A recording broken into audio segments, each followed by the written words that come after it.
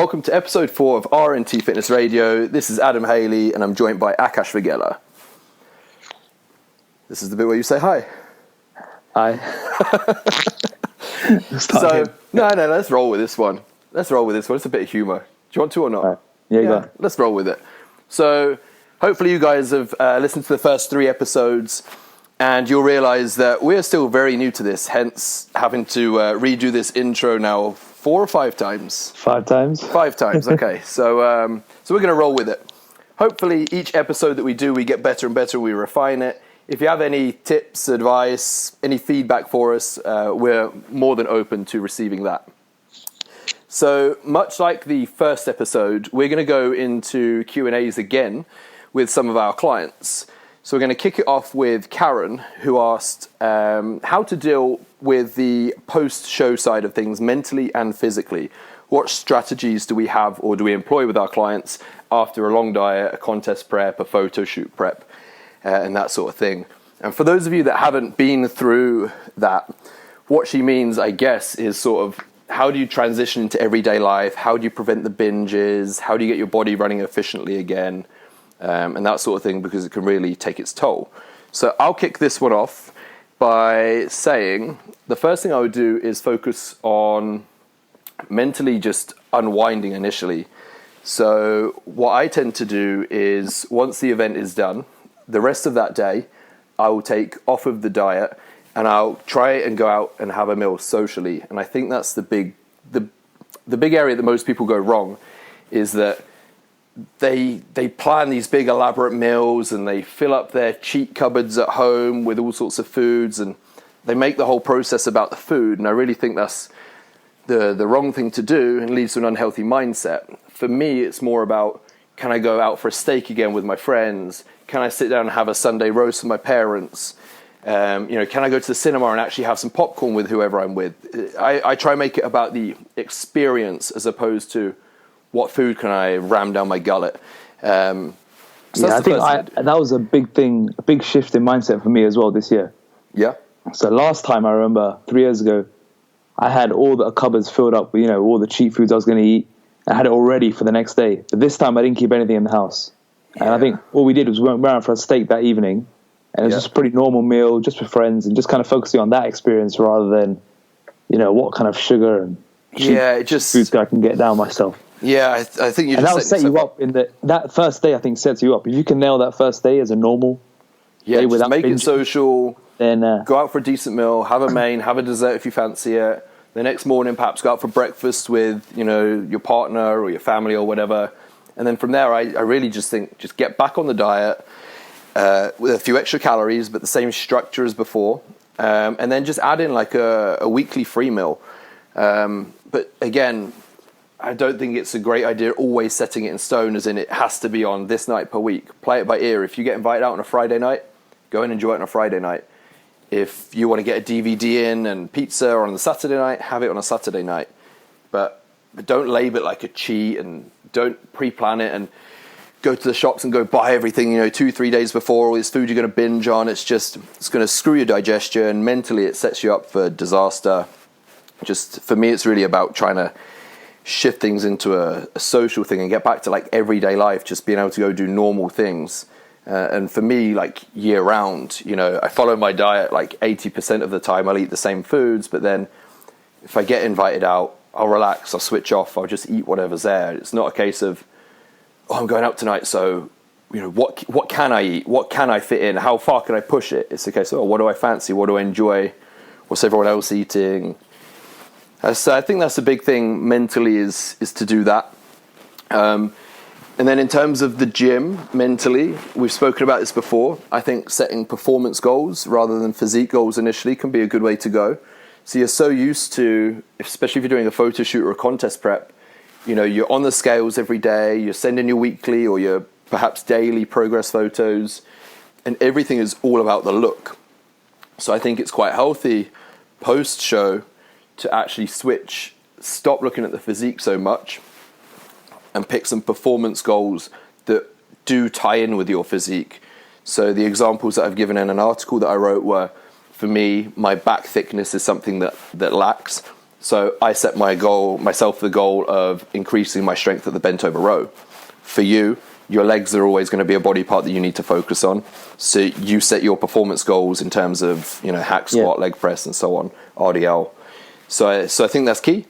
And in terms of physically how to recover, I think the first thing would be, like, from a hormonal point of view, as soon as you start to increase dietary fats, I think well-being just skyrockets hormonally. And then in terms of like joints and stuff like that, I think it's best to carry on training right after the show. Don't do that classic take a week off after the show. Still keep training as usual. And I would push on for maybe 4 to 6 weeks. And then when you're outside of that danger zone, should we call it, of rebounding, once you're outside of that 4 to 6 weeks, that's when I would perhaps take, 4 to 7 days off of the gym, and then come back and attack it with a new program. But I really think, say show day is today, I would keep training from now until maybe the first or second week in Jan, and then I would plan some downtime in once I'm outside of that initial 4 to 6 weeks post-show where you're very prone to putting on body fat. And prone to injuries as well. Yes. So in that period, you want to maybe back off the intensity and increase your volume slightly. So this is not the time to be going after PRs, in my opinion. Definitely. Because your body's pretty vulnerable, right? Yeah, just make the most of the extra food. Yeah. So keep training as it is. Don't go for PRs. But the additional food that's going to come by default, without binging, but the gradual increases in calories that you're putting in, the odd free meal here and there, they will fuel some new muscle gains. And what do you think about the rate of body fat gain? I know it's individual. But say, what I did this year was too much, right? I stayed lean for too long. Yeah, I think you held on to it. I stayed lean for too long and it affected me. Yes, I think you should be out of the reverse diet and back to normal, whatever your normal is. Everyone's normal is different, within 6 weeks. Yeah. The problem is, and I said this to you, didn't I, at the time, like you're just staying too lean for too long. And the problem is you're still just suppressing everything hormonally. Appetite regulators are going to be screwed. Testosterone output's still going to be low. Food cravings are probably going to be high. So I really think, for me, it's like that first week, I'll probably put my clients' macros to what they were perhaps on 3 or 4 weeks out from the show, plus perhaps a free meal. And then I'll see if their body weight stabilizes or climbs or drops. And then I'll base that on whether I increase further again in week 2, week 3, week 4, and so on. While doing this, I'll slowly pull back on the cardio. But the goal really is by like weeks 6 to 8, I want them almost at maintenance calories, if not more, and on 0 cardio. And not shredded. You were like 6 weeks post show. Good reaction there. You got, maybe not. Okay, you got to it. How many phones have you got? It's the one in that hallway ringing. Oh God! Can't stop it. We'll just go. We'll just keep talking. So where am I going with this? I lost my train of thought. So you were holding on to it. Like 6 weeks down the road, you were looking like you could step on stage. If you tighten things up for another week. And I think you could tell that your mood was... Yeah, my mood wasn't normal for about 8 weeks after. No. And I don't think I realized it until I felt normal. So it's only the last 4 weeks I probably feel normal. And that's when I've been about 15 to 20 pounds over stage weight. That's when I felt normal again. But I was holding on to like just over 10 pounds for so long. Yeah, I think that was it's going the other extreme, right? Yeah. For you, I think it's fats as well. Like your fats were quite low, weren't they? As in dietary fats. Yeah. So for me, the first thing I put up post-show is my fat intake, because I know for me personally, that has a massive correlation with my mood. Yeah, sure. That's what I tell everyone. Like anyone that's close to me, when they see me diet in those final stages, naturally, people that don't compete, they worry about you and this isn't healthy, you're not yourself, you're slurring your words, you can't string a sentence together, you're moody. And I always say to them, trust me, like within 3 to 5 days, mentally I'll be back to normal. And that's because I focus right after the show on getting my fat intake back up there. I might leave carbs quite low, but I'll put my fats up to at least like 60, 70 grams. And for me, that always does the trick. And within a week, mentally, I'm back to myself. Physically, it does take a while. Yeah, it takes a while. After like 16 to 18 weeks of prepping or whatever, you can't undo that in a week. But the mental side of things, I feel so much more relaxed. My sense of humor starts to come back. Slightly less irritable, although I'm just a miserable person anyway. So yes, that would be my big tips are try and get back to maintenance calories in 6 weeks. Don't drag it out as you're just needlessly suppressing things. Focus on dietary fats first is, for me, that works anyway. Taper down the cardio, switch your mindset from physique to performance, and don't take that first week off from the gym right after the show. You know, you've just had a crazy high output in terms of perhaps training 5-6 days a week, you know, perhaps upwards of, 12, 14, 16,000 steps, or perhaps, strict 7 days a week cardio, minimal calories. You go and stop all of that dead, coupled with the increased appetite. It's just a recipe for excessive fat gain. So question 2, also from Karen. This one is how to avoid and then how to also break through strength plateaus. And we'll kick this off with you answering this one. Yeah, so the biggest way to avoid strength plateaus would probably be to avoid failure, training to failure too often. Yep. I think this is where most people go wrong in the gym, is they'll hit every single session with nothing left in the tank. So every session becomes balls to the walls, and I think this is a quick way to kind of burn out and stall on a lift. And I think there's some exercises, especially like upper body. I don't know if you found this, but upper body pressing, especially responds really bad to failure. Yeah, my two things are pressing and chin-ups. Chin-ups, yeah. Chin-ups are the one thing that whenever my clients say that I just can't get over X amount of reps, I say to them, take a week off and then go back into it and keep 2 reps in the tank for the next few weeks, and then edge it to 1 rep, and then from there never hit failure on chins, unless maybe that final week before a deload. Yeah, it's because when you do chin-ups, they end up turning into climbing the invisible ladder, right? Yeah, you bring in everything into it, and and they just can't recover from that. And I think with chin-ups, a great way to improve them is to take your max, half it, and then do multiple sets with that. I think it's the one exercise that doesn't respond well to low volume training. I actually prefer doing more reps and more quality reps as opposed to kind of going for load. Yeah. I don't know if you found the same thing there. I just suck at chin-ups in general. But no, I would probably agree there. Whenever I try and go too heavy, my elbows play up and stuff. Yeah. So I say going to failure too much. And before you go on, actually, I would agree with the 100% with the not training to failure. And funnily enough, I had 2 of my clients check in this morning. Both of them. So one of them has said he can't believe how much weight he's lost so far during this process, how long he's been dieting, and that he's still making strength progressions. And the other guy is actually in a caloric surplus, and he said that he's never been this strong, ever. And both of them at the bottom of the email, they said, is this due to the fact that you've stopped me from hitting failure so often? And you're just getting me to just tick the boxes week after week, just gradually put a progression in there. And I said, exactly that. That's exactly what's happening. I think keeping 1 rep in the tank pays dividends in the long run. Yeah, 100%. Both for your joints and for your strength gains. I mean, look at when we did our DC blast, right? We were pushing, failure every single session for 9 weeks straight.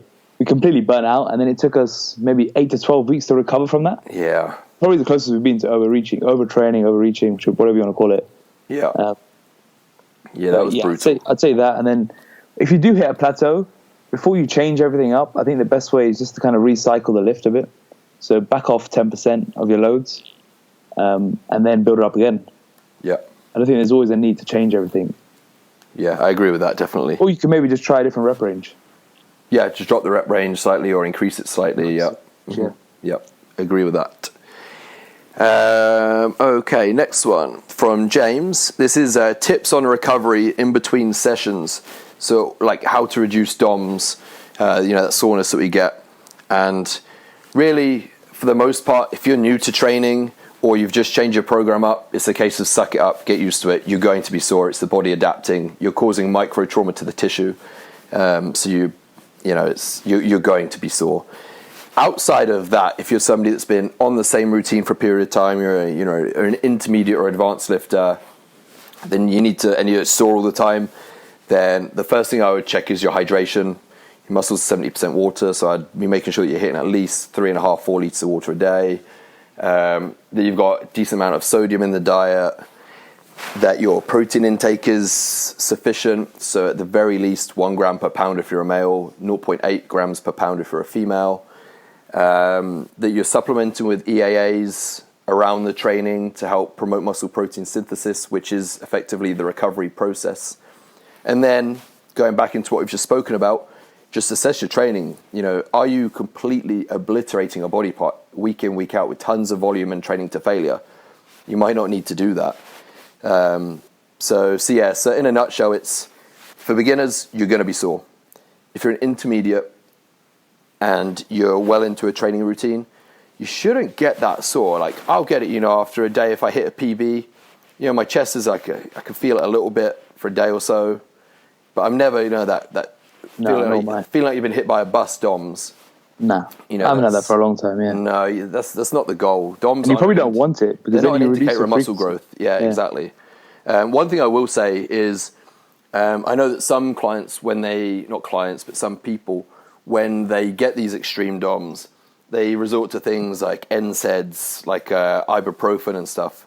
And I really would actively avoid that because anti-inflammatories slow down the muscle building process.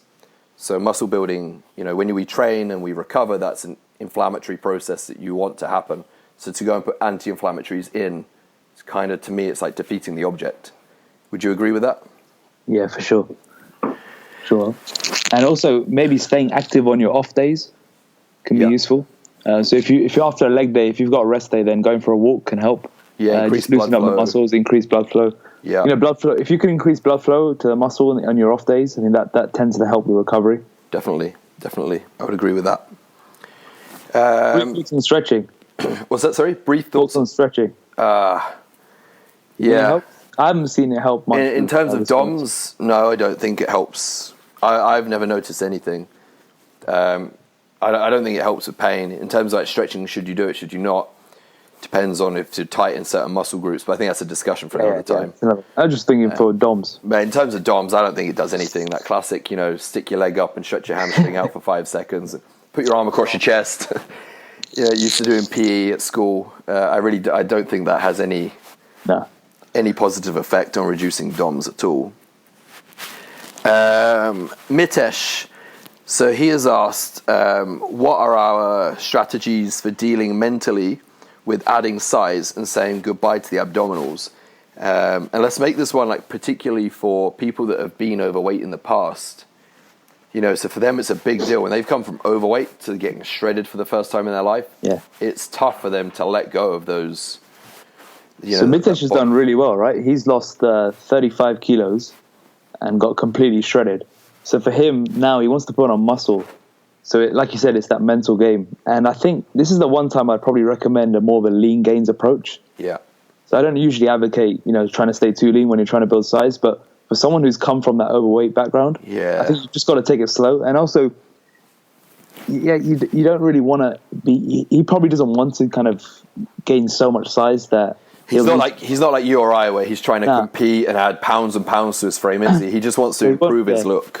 So he doesn't warrant going into that kind of fluffy body fat zone. So for someone like him, I'd just do it really slowly, and accept that it's going to be a long process.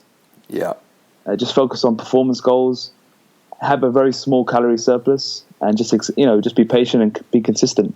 Yeah, no, I'm with you on that one, definitely. I think we've spoken about on somebody else's podcast, not our own, that when it comes to trying to maximize putting on size and growing muscle, that we don't advocate, for the most part, staying very, very lean. That we think, we're not encouraging you to get fat, but to allow yourself to, for the abs to glaze over is perfectly normal if you're trying to chase the maximum, amount of muscle as possible.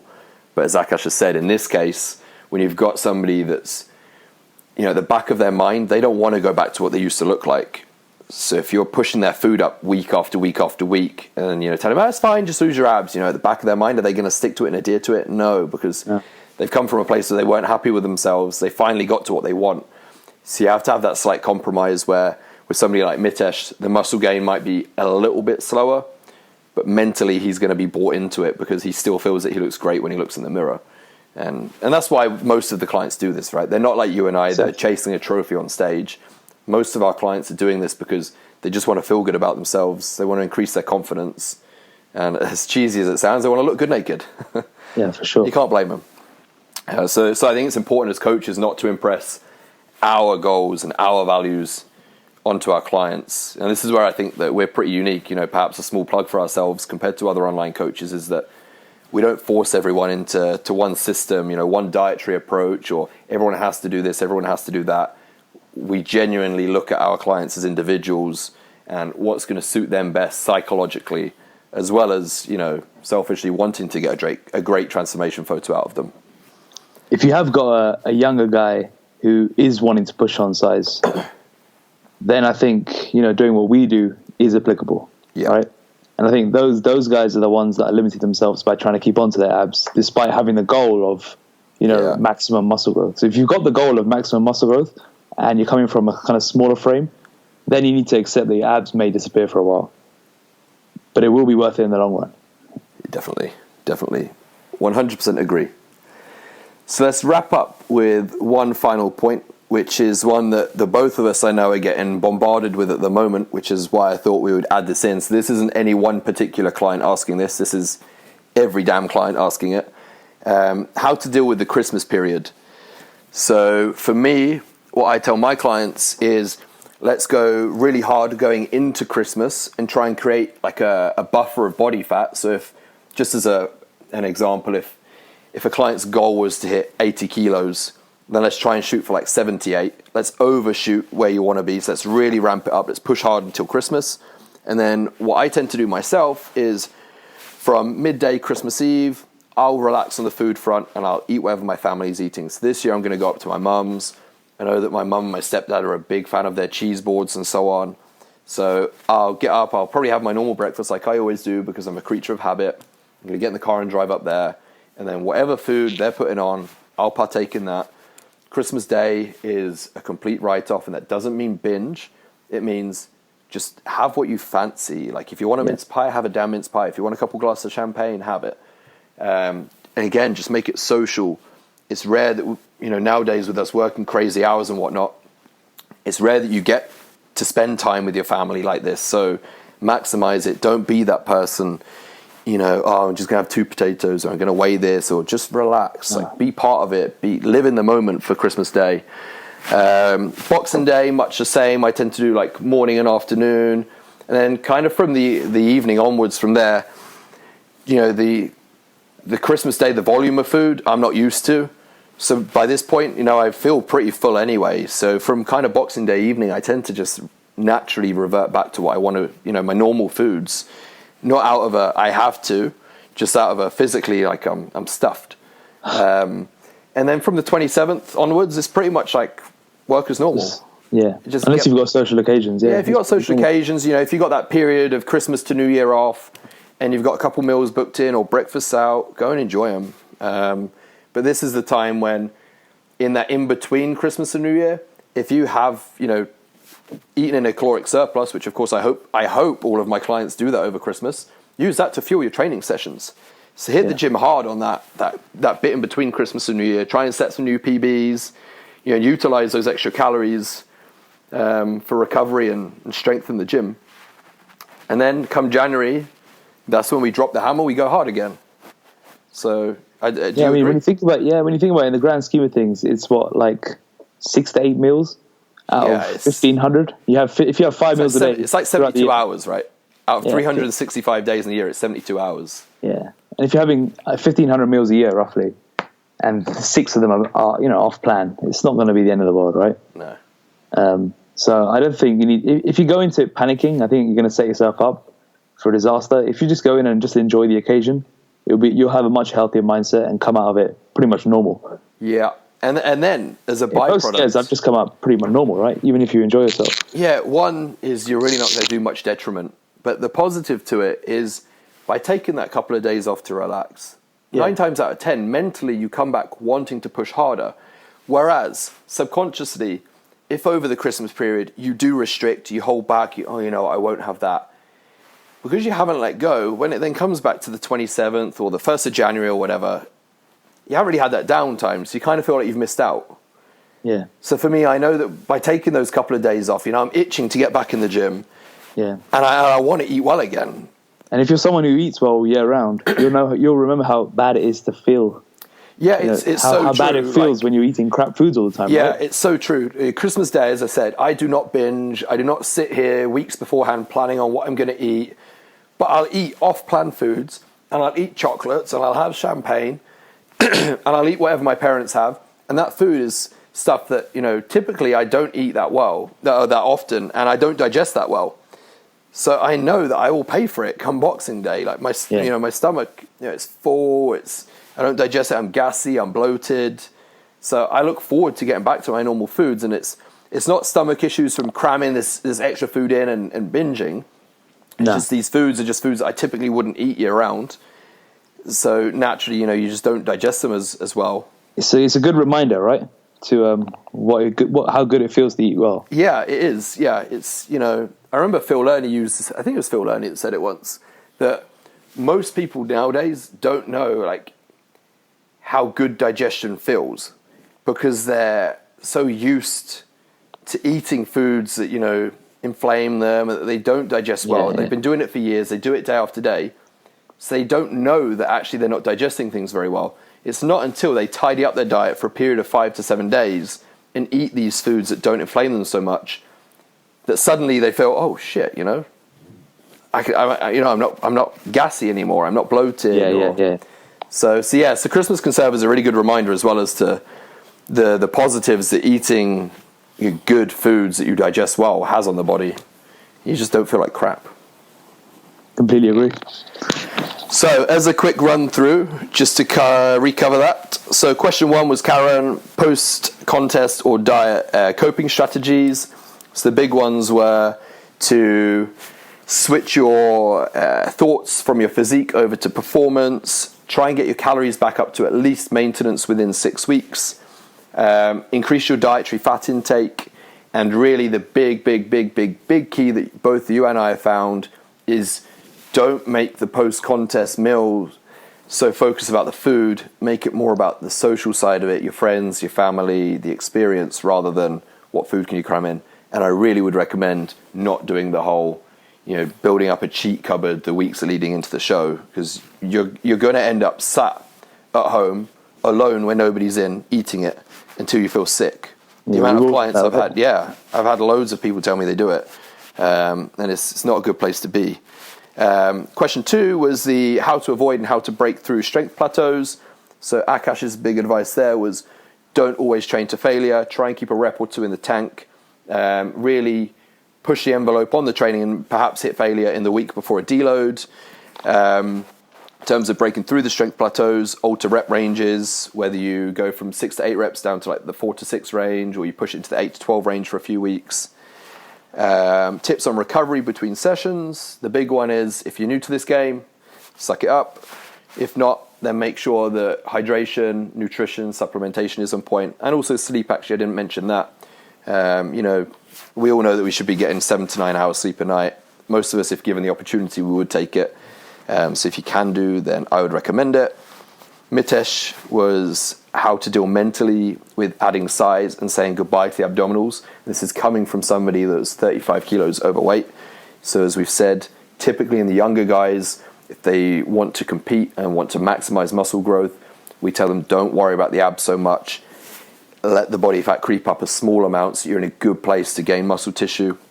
And clients like Mitesh, though, we want them on board psychologically and feeling good about themselves. So we'll accept that muscle gain may be a little bit slower, but we'll keep them slightly leaner and we'll put them in a small surplus, and again, make their focus performance rather than their physique.